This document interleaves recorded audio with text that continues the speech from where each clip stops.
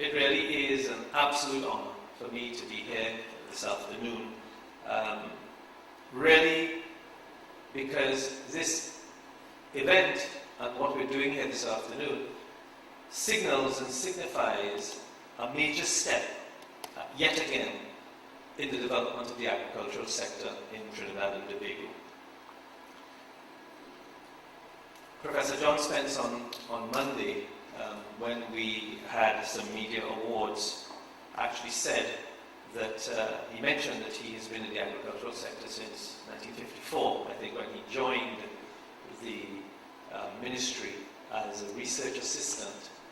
And Professor Spence stated publicly that it was the first time that he could remember that the agricultural sector had the level of commitment that it does now in terms of being able to encourage farmers to develop the sector.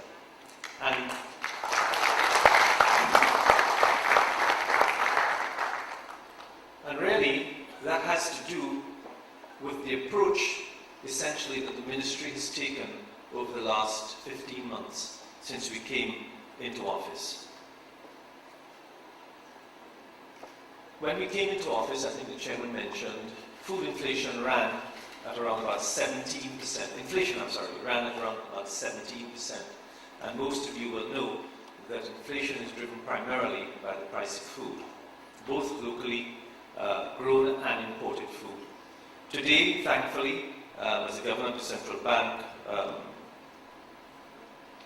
mentioned about 2 weeks ago, disclosed about 2 weeks ago, inflation is now down to less than 4%, in fact 3.9%. And that has a lot to do with the work that the farmers of Trinidad and Tobago has been involved in over the last 15 months. When we came into office, we set ourselves several mandates. The first was the issue of food security for our people. Now, one may wonder, why is it that food security has all of a sudden become very important? Because surely if you've got money in your pockets, you can import as much food as you wish. Well, that may have been the case many years ago, but no longer. Many countries across the globe today are now essentially holding their food stocks for themselves because of a myriad of issues and problems. Countries like Russia, China, Mexico, Pakistan, India. I happened to sit next to the Minister of Agriculture from Australia very recently at a function I attended in Indonesia. And he said to me that they, because of the massive flooding that they're experiencing in Australia currently, they are now looking at curtailing their exports of wheat. Now, all of you will know that all of the bread we eat in Trinidad and Tobago is made from wheat that's imported from many countries across the globe. So we have these extreme changes in climate that's creating problems whereby countries are now looking to secure food stocks for their own people and therefore are not going to be exporting to net importers like Trinidad and Tobago. There's a second reason, and that second reason that countries are holding on to their food stocks is because many of these countries now have a burgeoning middle class. A class of people who have now entered or gradually entered the marketplace that were not around before. And they're now consuming the kinds of foods that we require. And the third major issue is that when the price of oil and gas increases, when energy prices increase, large producers take large land banks out of the production of agriculture and they put it into growing crops for alternative forms of energy. For example, cane and corn for the production of ethanol. And so therefore, when one looks at the confluence of all of these factors, it makes it imperative that Trinidad and Tobago must grow its own food, because there will come a point in time when we may have money in our pockets, but we may have no food to purchase. So the first mandate of this government that we set was the whole issue of food security. The second issue was reducing our import bill. Our food import bill in Trinidad and Tobago over the last 3 years has been consistently hovering around a $4 billion mark. And I want to make a statement here that many of you may not know, but I know people like Dano and others would know, and Terence would know. Our CARICOM partners import $4 billion US worth of food from outside of the CARICOM region. That's in the region of 25 million TT dollars. And the reason I give you that number is it gives you not just the scale of the problem, but it gives you an idea of the scale of the opportunity available to Trinidad farmers to export product and produce into the CARICOM market. Because they are importing from the extra CARICOM region, $4 billion US worth of food every single year. And I want to tell you that I recently met with members of CARICOM, ministers of agriculture, with a view to progressing an agenda, a very firm agenda, and a very aggressive agenda relating to food security for the CARICOM nation. The third mandate that we gave ourselves was the ability to put our people back to long-term productive use, productive employment.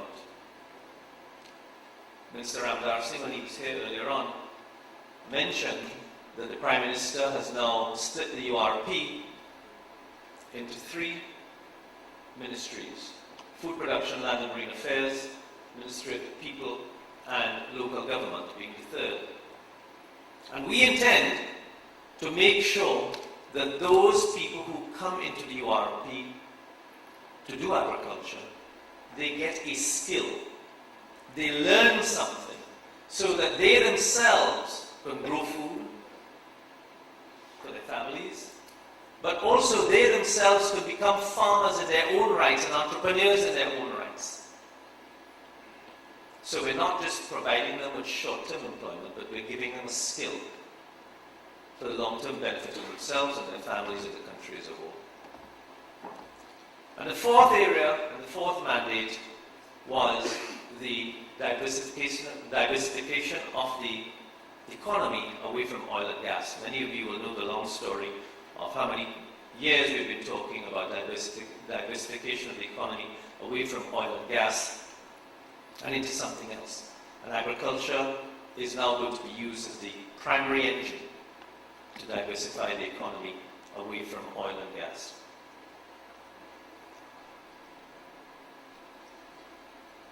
So, agriculture has now essentially been put front and center as a priority item, not just of the government of Trinidad and Tobago, but of most governments across the world. Because, as you all know, without food, we can't survive. Food essentially is the most basic requirement of all human beings. In fact, if those of you who know about, and I know Professor Yangston will know about this, Maslow's hierarchy of needs, which is a pyramid, and at the bottom of it is food and shelter, and then it goes up, clothing and other things, food and water, of course.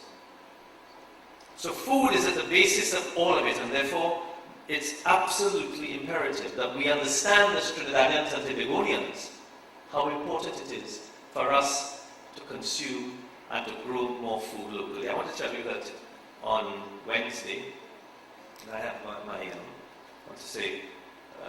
my Director of Communications, Yolanda Egan-Simmons, is here with me this afternoon. We launch a program to sensitize the people of Trinidad and Tobago on the need to purchase locally grown, healthy, nutritious foods. We will also be launching, as part of that program, the sensitization for people to understand why they should try and grow more food at home. It's a home garden project as well, a component of that. But also, as part of that whole launch, will be a link between ourselves and local agro-processors. The first coming on board will be KFC, who on Wednesday will be launching their sweet potato fries to the general public. And I say that to you because it gives you an idea of how we at the ministry have been creating the enabling environment, not just leaving it up to necessarily the entrepreneurs who may have the will, but not always the way, but creating the enabling environment so we can create the pull factor and show these entrepreneurs that there is an opportunity. And these are the opportunities, provided they can meet certain criteria.